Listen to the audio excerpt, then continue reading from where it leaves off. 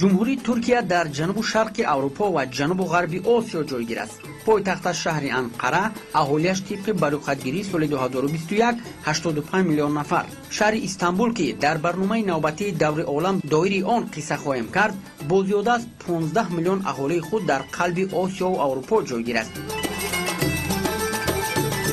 Истанбул бузургтарин ва сераҳолитарин шаҳри Туркия ба шумор рафта, бандари асосӣ ва маркази тиҷоратию иқтисодӣ, пойтахти тамоми империяҳо ки маҳз дар он пайдо шудааст ба шумор меравад. Маданияти ин кишвар анъанаҳои юнонӣ, форсӣ, румӣ, византӣ ва усмониро дар бар мегирад. Истанбул ки дар соҳили Босфор ҷойгир аст, бо зебогии худ бештар сайёҳонро ҷалб мекунад.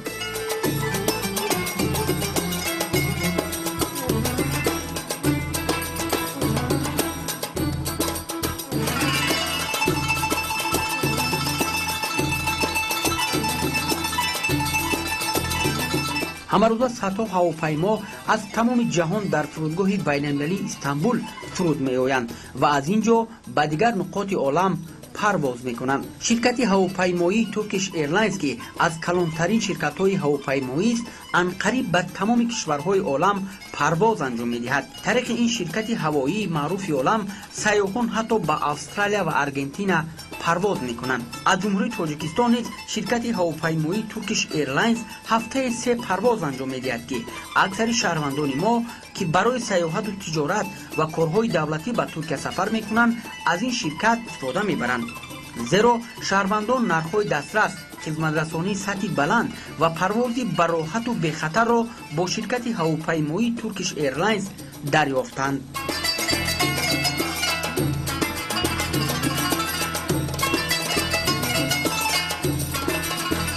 билохира баъд аз 4.5 соати парвоз мо расидем ба фурудгоҳи байналмилалии Истанбул.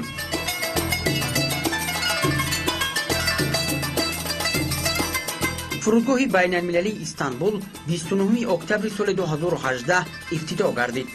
иқтидори он дар марҳилаи аввал 90 миллион мусофир дар як сол ва пас аз анҷоми ҳамаи марҳилаҳо дар маҷмӯъ 200 миллион мусофирро ташкил медиҳад. фурудгоҳи байналмилалии Истанбул ҳамчун як маркази нави авиатсионӣ эътироф шудааст ва имкон медиҳад парвозҳо ба зиёда аз 350 самтҳо анҷом дода шавад.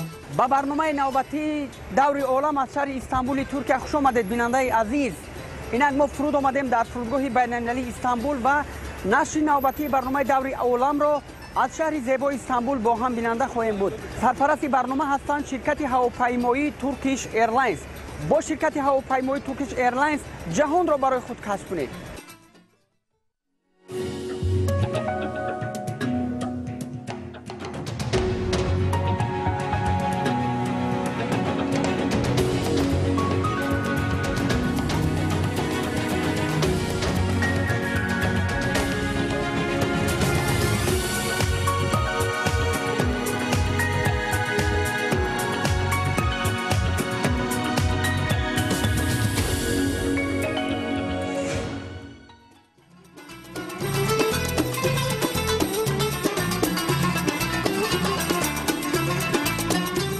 фурудгоҳи Истанбул бузургтарин фурудгоҳи ҷаҳон аст. он дар ноҳияи Арнавуткой дар қисмати аврупоии Истанбул мавқеият дорад. сайёҳон метавонанд аз фурудгоҳи байналмилалии Истанбул тариқи автобус ва таксӣ ба мавзеъҳои Султон Аҳмад, Фатиҳ, Таксим, Сислӣ, Беоғлу, Бешиктош ва Аксарай рафта расанд. хизматрасонии нақлиёт дар Истанбул хеле хуб рушд кардааст. ҳар нафаре ки ба ин шаҳр сафар мекунад аз хизматрасонии метро, автобусҳо, трамвайҳо, микроавтобусҳо, таксиҳо, қатораи мармарай, иштиҳо ва фуникулёрҳо васеъ истифода мебаранд.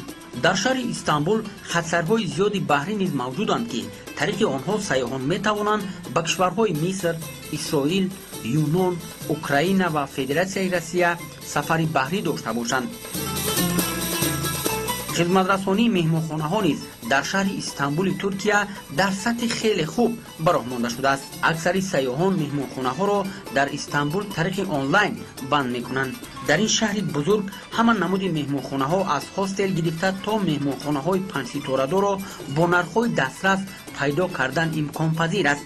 дар шаҳри Истамбул дар маҷмӯъ 2825 меҳмонхона мавҷуд аст. нархи истиқомат дар меҳмонхонаҳо дар ин шаҳр дар як шабонарӯз аз $5 Иёлоти Муттаҳидаи Амрико оғоз мешавад. тамоми фаслҳои сол ба шаҳри Истамбул хасарҳои сайёҳӣ ташкил карда мешавад ва сайёҳон ба ин шаҳр ташриф меоранд. дар ин шаҳр ҷойҳои диданӣ хеле зиёданд ки барои тамошои онҳо 4-5 рӯз кам аст. илова бар ин, он чизе ки дар Истамбул дида мешавад, дар дигар кишвари олам онро мушоҳида кардан ғайриимкон аст.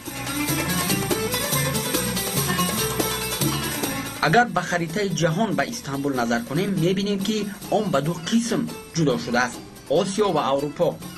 шаҳрро аз ду тараф гулӯгоҳи Босфор иҳота кардааст. шаҳрвандони Тоҷикистон барои истироҳат асосан шаҳрҳои Истанбул ва Анталияи Туркияро интихоб мекунанд. арзиши миёнаи сафар барои истироҳат ба Туркия дар соли равон тақрибан барои як нафар $800-900 амрикоиро ташкил дод ки ба ин маблағ нархи чиптаи ҳавопаймо, рафту бозгашт, иқомат дар меҳмонхона ва хӯрок дохил аст. инчунин нархи роҳхатҳо ба сатҳи хизматрасонӣ ва иқомат дар меҳмонхонаҳои 5-ситорадор, 4-ситорадор ва 3-ситорадор ва ғайра низ вобаста аст. миёни кишварҳои хориҷӣ талабот барои дарёфти бастаҳои сайёҳӣ ба Туркия соли равон 11% афзуд. таи солҳои сипаришуда муносибатҳои дӯстиву ҳамкории судманд миёни Тоҷикистон ва Туркия зина ба зина рушд ёфта, имрӯз доираи васеъи шарикии байнидавлатиро дар арсаҳои гуногуни мавриди манфиатҳои аслии мардумони ду ҷониб дар бар мегирад. масъалаҳои омори сайёҳӣ, зиёд намудани парвозҳо аз ҷониби ширкатҳои ҳавопаймоии ҳар ду кишвар, сода намудани низоми дастрасии раводид, густариши ҳамкориҳо миёни ассотсиатсияву ташкилотҳои сайёҳии ду кишвар, иштирок дар намоишгоҳҳои байналмилалӣ, омӯхтани имкониятҳои умумии таблиғ ва платформаи байналмилалӣ, ташкили инфатурҳо дар доираи ҳамкориҳо аз ҷониби Туркия, омӯзонидани кормандони бейтҳои хоҷагидори соҳаи сайёҳии кишвар, аз ҷумла барои тарақхонаҳо, меҳмонхонаҳо, осоишгоҳҳо, марказҳои дилхушӣ, дарёфти самтҳои нави ҳамкорӣ вобаста ба самтҳои афзалиятноки сайёҳӣ ва дар ин самт ҷалб намудани сармоягузорони Туркия ба рушди инфраструктураи сайёҳии Тоҷикистон ва зиёд намудани парвозҳо аз ҷониби ширкатҳои ҳавопаймоӣ, сода намудани низоми дастрасии раводид, густариши ҳамкорӣ миёни ассотсиатсияву ташкилотҳои сайёҳӣ имрӯз дар меҳвари гуфтугӯҳои комиссияи муштараки Тоҷикистону Туркия оид ба сайёҳӣ қарор дорад. мавриди зикр аст ки дар Туркия соҳаи сайёҳӣ як аз самтҳои сердаромад ба ҳисоб рафта, аз рӯи маълумоти омори Созмони умумиҷаҳонии сайёҳӣ 10% иқтисодиёти ин кишварро бахши сайёҳӣ ташкил медиҳад. дар баробари ин таҷрибаи ин кишвар ҷиҳати бунёди инфраструктураи сайёҳӣ, хизматрасонӣ, роҳҳои муосири тарғибу ташвиқи имкониятҳои сайёҳӣ, меҳмондорӣ ва идораи истироҳатгоҳҳо, омодасозии кадрҳои соҳа ва дигар ҷанбаҳои фаъолияти сайёҳӣ қобили таваҷҷӯҳ аст. таҳлилгарон бар он назаранд ки соли 2022 даромади сайёҳии Туркия ба $35 млрд баробар хоҳад шуд. инҷо бори дигар сипосу миннатдории худро барои таҳияи барнома ба сарпарасти барнома ширкати ҳавопаймоии Turkish Airlines баён мекунем. бо ширкати ҳавопаймоии Turkish Airlines ҷаҳонро барои худ кашф кунед.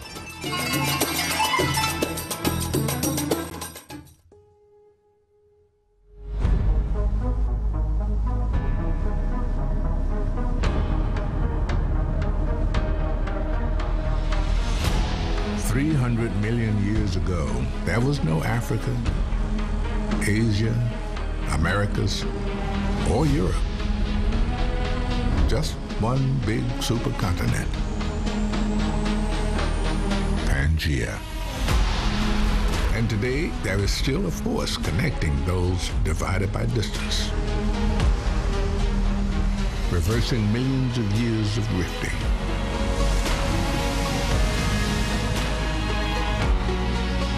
Making far feel close, bringing there to here.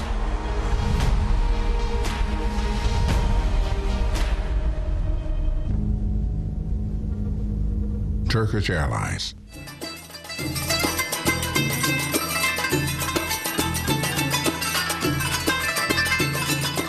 даромади сайёҳии Туркия дар соли 2021 103% афзуда ба 24 миллиард доллар расид.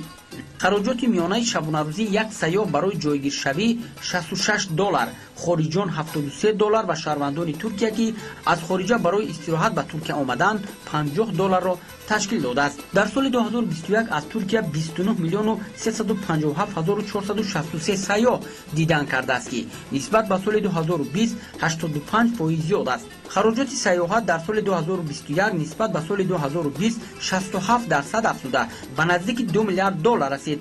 дар 22 кишвари ҷаҳон маъракаҳои таблиғотӣ барои фурӯши бастаҳои сайёҳӣ ба Туркия идома доранд ва бо паст шудани мавҷи коронавирус фармоишҳо афзоиш хоҳанд ёфт. Туркия аз Британияи Кабир тақрибан 2.5 миллион сайёҳро интизор аст. саноати сайёҳӣ дар қиёс ба давраи қабл аз пандемия 50% барқарор шудааст. тибқи маълумоти Созмони умумии ҷаҳонии сайёҳӣ, туризми байналмилалӣ дар Аврупо ва Ховари Миёна бо суръати баландтарин барқарор мешавад.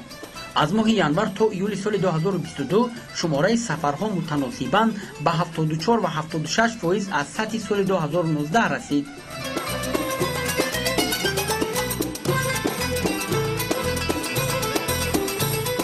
бинандагони гиромӣ, инҷо бандари Босфор аст ва сайёҳон барои тамошои пурраи Истамбул аз чунин киштиҳои калонҳаҷм истифода мебаранд ва мо низ бо истифода аз имконият тавассути ин киштӣ як зебоиҳои Истамбулро тамошо мекунем ва онро ба шумо низ манзур хоҳем кард.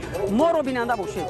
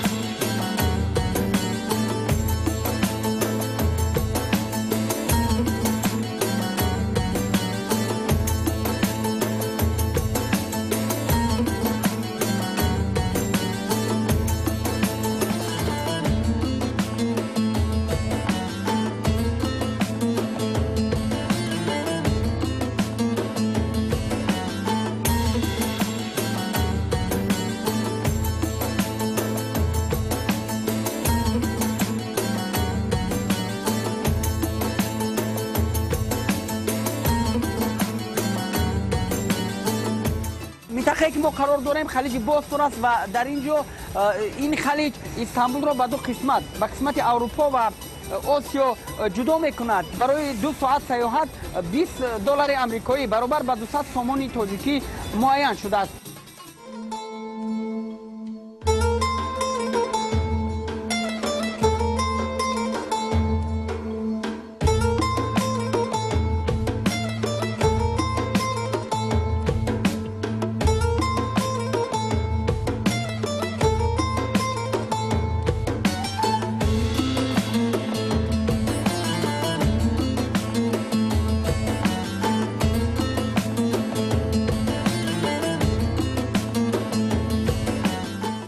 бурҷи Галата яке аз қадимтарин ёдгориҳои шаҳри Истамбул аст.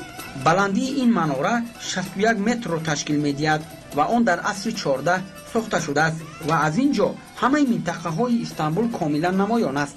ин манора дар миёнаҳои асри 14 сохта шудааст. мувофиқи кофткоҳҳои археологӣ, мавқеи муфиди ин минтақа ҳанӯз дар асри 5 замоне ки пешгузаштаи Галата дар ин ҷо бунёд шуда буд истифода шудааст. дар тӯли садсолаҳо бурҷи Галатаи Генуя ҳам ҳамчун манораи оташнишонӣ ва ҳам нуқтаи ибтидоӣ барои парвозҳои ҳавоӣ истифода мешуд. соли 1965 Галата барои тамошобинон кушода шуд. барои тамошои манзараҳои зебои Истамбул сайёҳон ба бурҷи Галата мебароянд. дар болои манора тарабхона ва қаҳвахона мавҷуд аст ки ба онҳо 2 лифт хизматрасонӣ мекунад.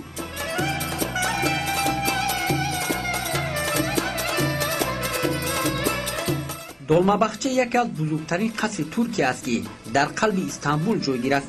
он масоҳати 45 000 метри мураббаъро фаро мегирад ва дорои 46 утоқи корӣ, 6 толор ва 68 ҳамом мебошад. меъморӣ ва ороиши қаср таъсири афзояндаи услубҳо ва меъёрҳои аврупоӣ ба фарҳанг ва ороиши усмониро инъикос мекунад. макони долмабахче дар ибтидо халиҷе дар Босфор буд ки флоти усмонӣ дар он ҷо лангар гузошта буд. дар ниҳоят дар асри 18 майдон барқарор карда шуд ва ба боғи императорӣ табдил ёфт ки ба султонҳои усмонӣ хеле писанд буд. номи долмабахче яъне боғи пуршуда аз калимаҳои туркии долма ба маънои пуршуда ва бахче ё худ ба маънои боғ гирифта шудааст. дар тӯли асрҳои 18 ва 19 дар ин ҷо қасрҳои хурди тобистона ва павилонҳои чӯбӣ сохта шуданд, ки дар ниҳоят маҷмӯаи қасри соҳили бешиктошро ба вуҷуд оварданд. бояд гуфт ки дар ҷумҳурии Туркия мавзеъҳои таърихиву фарҳангӣ ва зиёратӣ хеле зиёданд ва ҳамин ҷолибият, ҳамин ҷозибият аст, ки ҳамасола шумораи зиёди гардишгаронро аз манотиқи гуногуни олам ба ин кишвар ҷалб месозад. сипосу миннатдории худро барои таҳияи ин барнома ба сарпарасти барнома ширкати ҳавопаймои Turkish Airlines баён мекунем. бо ширкати ҳавопаймои Turkish Airlines парвози хушу бароҳат ва бехатарро эҳсос кунед.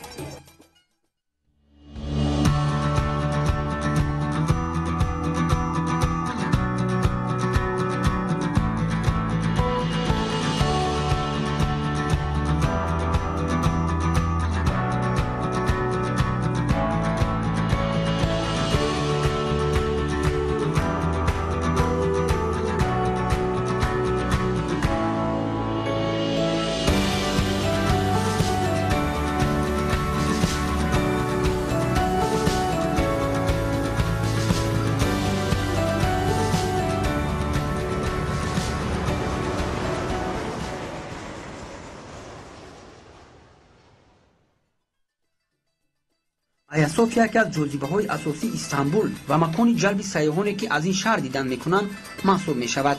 Ин мавзеъ дар маркази таърихӣ дар минтақаи Султон Аҳмад дар соҳили дарёи Босфор ҷойгир аст. ҳоло он як маҷмӯаи осорхона аст, ки таърихи хеле бой дорад. Айя София дар маконе ҷойгир аст, ки то асри 4 ин ҷо бозор ҷойгир буд.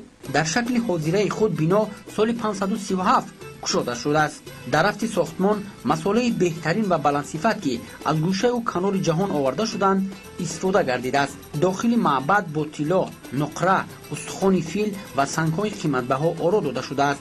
соли 989 бар асари заминларзаи шадид гумбази маъбад фурӯ рехт, ки пас аз 5 сол барқарор карда шуд. дар давраи ҳукмронии усмонӣ дар канори бино манораҳо сохта шуданд. соли 1985 бинои осорхона ба рӯйхати мероси умумиҷаҳонии ЮНЕСКО дохил карда шуд.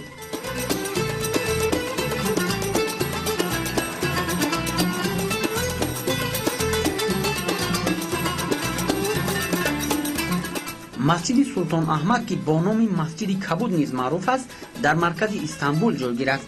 ин масҷид рамзи шаҳр аст, бо ҳашамати худ гардишгарони оламро мафтун кардааст. ин бино арзиши бузурги меъморӣ дорад. он бо фармони Султон Аҳмади як сохта шудааст. кори ин масҷид соли 1609 оғоз ёфт ва танҳо пас аз 7 сол ба анҷом расид. дар сохтмони он сангҳои қиматбаҳо ва мармари нодир истифода шуданд. дар сохтмони масҷиди Кабуд беҳтарин усулҳои меъмории Византия ва классикии усмонӣ истифода шуда, ҳам ба сохторҳои муҳандисӣ ва ҳам ба унсурҳои ороишӣ таваҷҷӯҳи зарурӣ дода шуданд. бино бо сафолҳои махсуси сафолӣ бо рангҳои кабуду сафед ороиш дода шуда буд, ки ба шарофати он масҷид воқеан кабуд менамуд.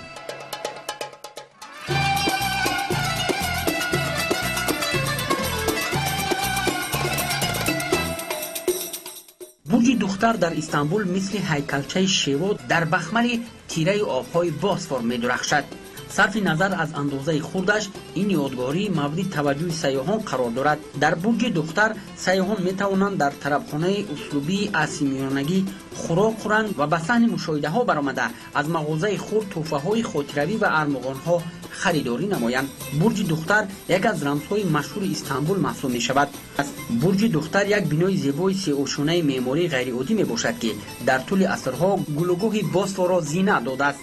таърихи расмии бурҷ ба соли 411 пеш аз милод рост меояд. дар миёнаҳои асри 15 вақте ки туркҳо Константинополро забт карданд ва онро Истанбул номгузорӣ карданд, дар ҷазира як чароғаки чӯбӣ сохта шуд, ки рӯ ба рӯи баҳри Мармара ҷойгир аст. дар замони империяи усмонӣ маҳбусони ба қатл маҳкум шуда низ дар ин ҷо нигоҳ дошта мешуданд. расидан ба манораи духтар танҳо тариқи роҳи обӣ имконпазир аст. атрофи номи духтарро гирифтани ин манора нақлу ривоятҳо зиёданд.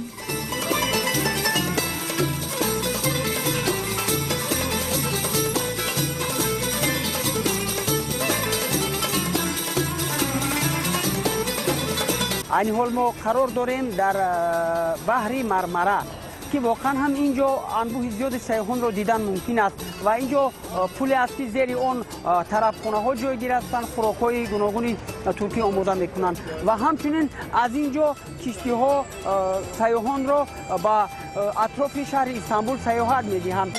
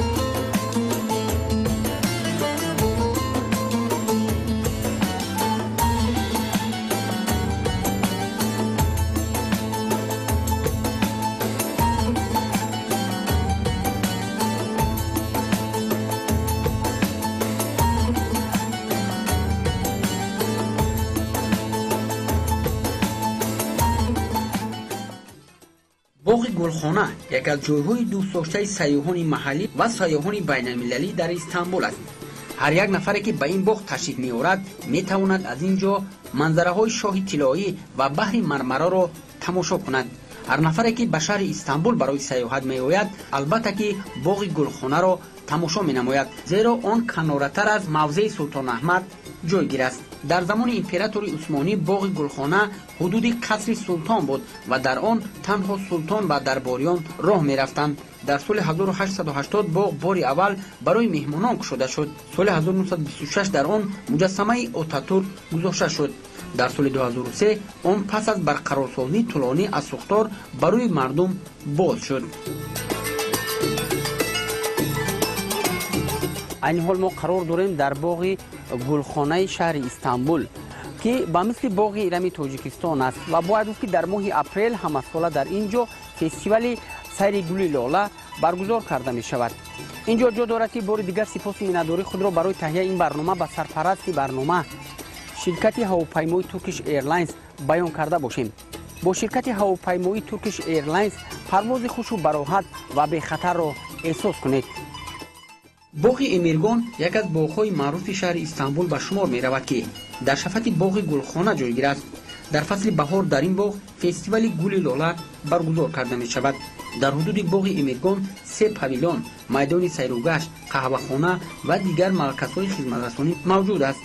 باغ زیبای امیرگان در ساحل اروپایی بوسفور جایگیر می باشد.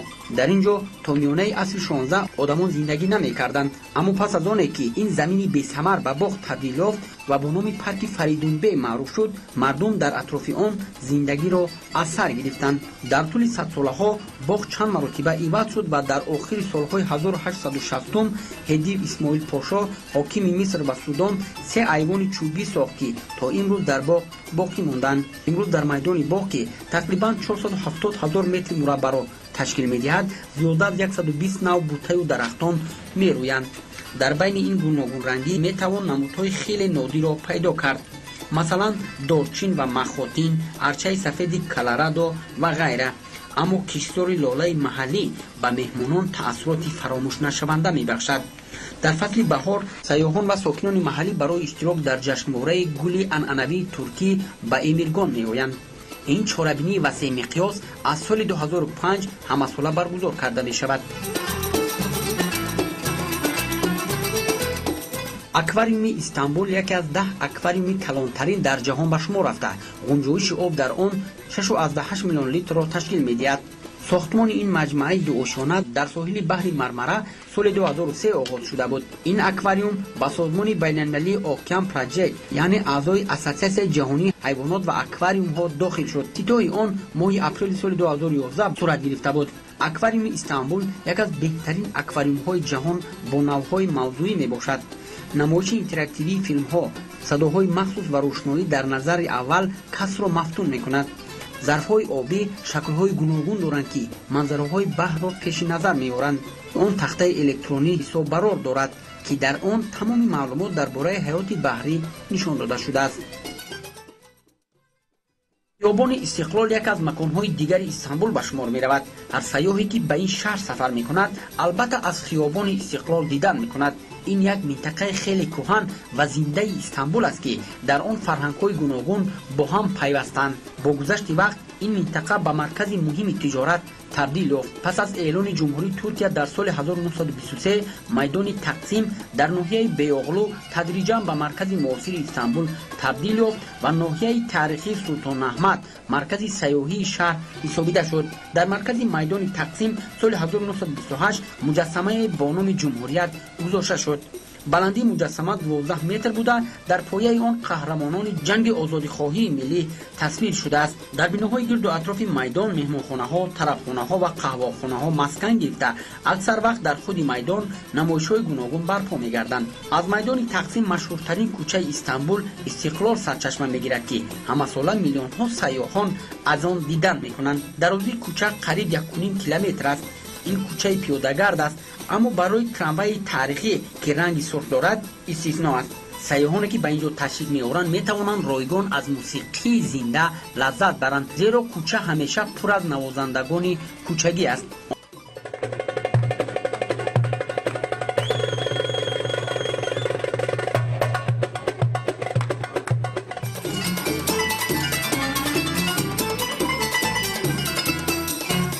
дар Туркия рақси дарвеш маъмул аст ки барои сайёҳон барномаҳои хос пешкаш мекунанд. рақси дарвеш як намоиши ғайриоддӣ аст ки сайёҳонеро ки ба Истанбул меоянд ҷалб мекунад. рақси дарвешҳоро само ё сема низ меноманд. зимнан рақси дарвешӣ ба феҳристи мероси фарҳангии ғайримоддии ЮНЕСКО шомил шудааст. ин рақс дар асри 13 дар Туркия пайдо шудааст. асосгузори ин намуди рақс мавлоно ҷалолиддини балхӣ мебошад. дар гузашта ин навъи рақсро бародарони дарвешҳои чархзананда низ меномиданд. барои тамошои рақси дарвешӣ бо завқ ва фаҳмиш каме ба таърих рӯ овардан лозим аст. сайёҳати гастрономӣ дар Туркия хеле рушд кардааст. яке аз корхонаҳои қаннодии ин кишвар бо номи Ҳафиз Мустафо мебошад. он соли 1864 таъсис ёфта то ҳол бо доираи васеъи ширинҳои туркӣ инчунин қаҳва машҳур аст. таомҳои Истанбулро сайёҳон зиёд дӯст медоранд. бесабаб нест ки таомҳои ин кишвар бо шоҳасарҳои таомҳои Аврупо ва Осиё пайваста рақобат мекунад. таомҳои туркӣ аз ҳама навъҳои таомҳои дорои маззаҳои нотакрор пур аст. фароронии хӯрокҳои гӯштӣ, маҳсулоти баҳрӣ ва сабзавот, шириниҳо ва қаннодӣ ба дили сайёҳонеро ки ҳамасола ба кишвар меоянд ба даст меоранд. дар Туркия хӯрокҳо аз маҳсулоти гӯштӣ, маҳсулоти баҳрӣ, сабзавот, шириниҳо ва қаннодиҳо бештар истифода мешавад ва маҳз ҳамин вижагӣ ҳамасола сайёҳонро махсус барои чашидани таомҳои туркӣ ба Туркия мекашонад. туркияро обҳои баҳрҳои миёназамин, сиёҳ, мармара ва эге иҳота карданд ки аз намудҳои гуногуни моҳӣ ва ҳаёти баҳрӣ боянд. ин омил ба маъруфияти таомҳои миллии Туркия миёни ҷаҳонгардон таъсири амиқ гузоштааст. сайёҳии моҳидорӣ дар Туркия хеле равнақ пайдо кардааст. дар соҳили халиҷи Босфор нуқтаҳои пухтани хӯрокҳо аз моҳӣ хеле зиёданд. дар Туркия аз моҳӣ навъҳои гуногуни ғизо ва он ҳам болаззат омода мекунанд ва минтақае ки ани замон мо қарор дорем дар соҳили халиҷи Босфор аст ки дар ин ҷо навъҳои гуногуни моҳӣ аз баҳр дошта мешавад ва дар ин ҷо бо тарзу усули воқеан ҳам туркӣ пухта мешавад ки маззаи хуб дорад. барномаи мо идома дорад. бинандагони гиромӣ, моро бинанда бошед ва ин ҷо ҳам низ ҷо дорад ки сипоси миннатдории худро бори дигар ба сарпарасти барнома ширкати ҳавопаймои Turkish Airlines баён карда бошем. бо ширкати ҳавопаймои Turkish Airlines ҷаҳонро барои худ кашф кунед.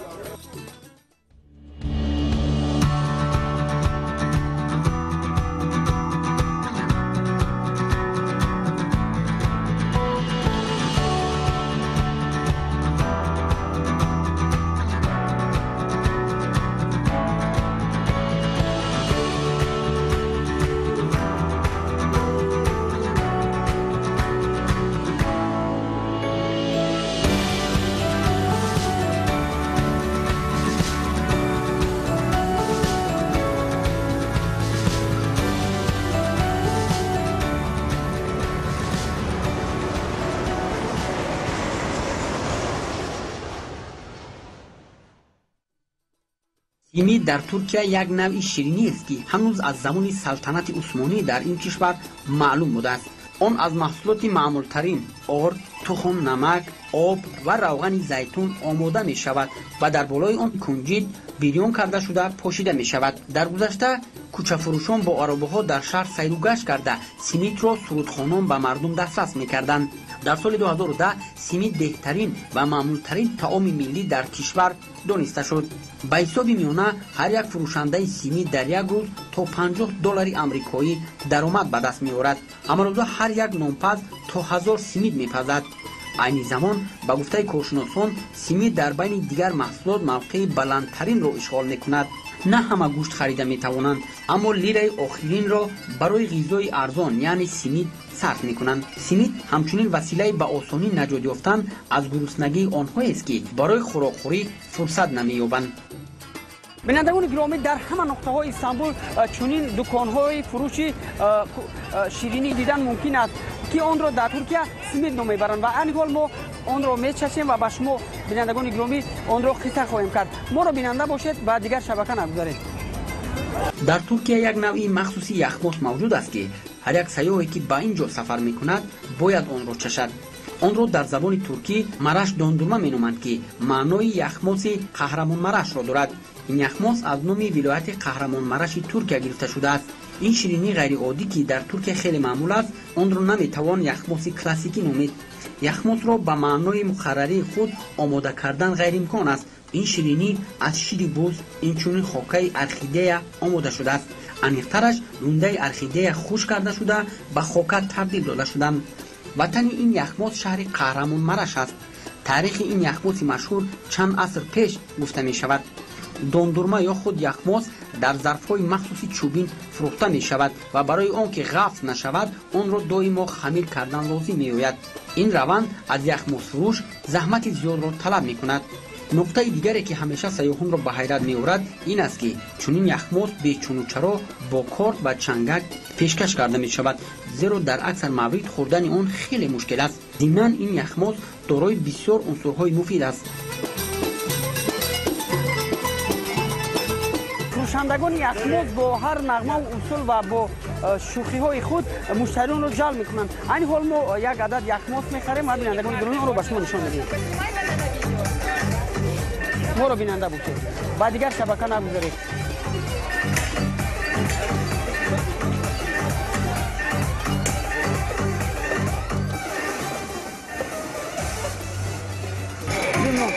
Hello. Give me one piece. How much? One piece. Oh.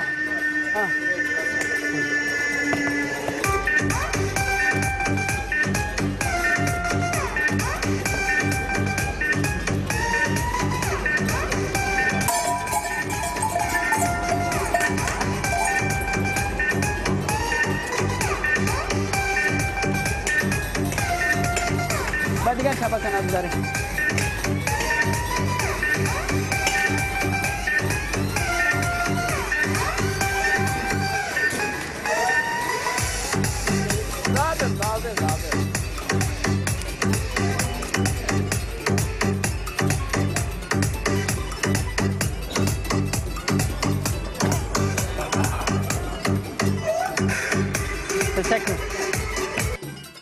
بازار مصری که در قسمت استانبول کهنه در ناحیه انمیان جایگیر است، دومین بازار کلانترین شهر پس از گران بازار به شمار می رود. در حدود آن قریب 80 دکان موجود است که بیشتر در آنها شیرینی ها، گیاهای شفابخش، میوه های خشک و دیگر محصولات شیرین فروخته می شود.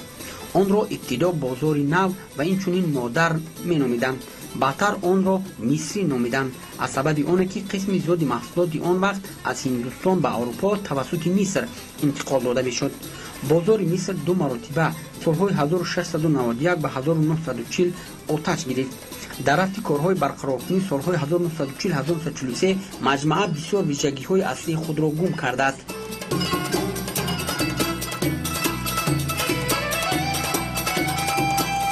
و باید این بازار یک از بازار سر آدم و معروفی Туркия ба ҳисоб меравад ва ин бозор дорои як қатор нуқтаҳои бузурги савдо аст ки дар ин ҷо метавон маҳсулоти ниёзи аввал аз ҷумла қанодиҳо, армағонҳо ва он маҳсулоте ки истеҳсоли худи Туркия аст харидорӣ намуд. ин бозор 66 кӯча ва зиёда аз 4000 мағозаро дар бар мегирад. ҳамарӯза тақрибан 2 миллион харидор ҳам меҳмонон ва ҳам сокинон ба ин ҷо меоянд. бозор аз чанд сӯхтор наҷот ёфт ва пас аз заминларзаи соли 1894 бозсозӣ шуд. ҳоло дар қисмати пӯшидаи бозор ки қариб нисфи тамоми майдонро ишғол мекунад, ҳама чизи дунёро пайдо кардан мумкин аст. ин маҷмӯаи бузурги савдо 18 дарвоза дорад.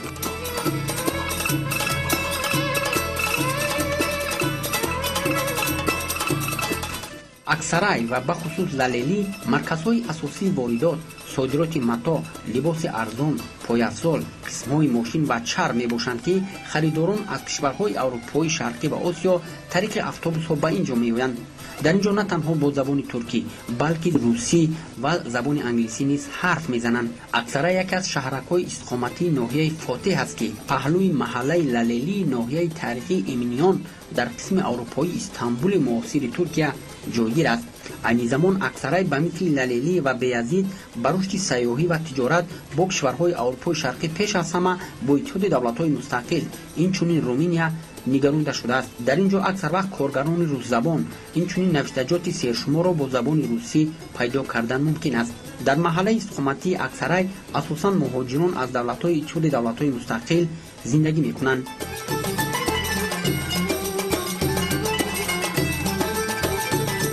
минтақаи ки ҳамин замон мо қарор дорем минтақаи аксарай дар шаҳри Истамбули Туркия аст ва он яке аз минтақаҳои маъруф дар ин ҷо ба шумор меравад ва бояд гуфт ки аксар молу маҳсулоти ҷаҳон аз ин ҷо интиқол меёбад ва бояд гуфт ки минтақаи аксарай яке аз минтақаҳои маъруф барои сокинони сайёҳон ба шумор меравад ва ин ҷо мо сипоси миннатдории худро ба сарфарасти барнома ширкати ҳавопаймои Turkish Airlines баён мекунем.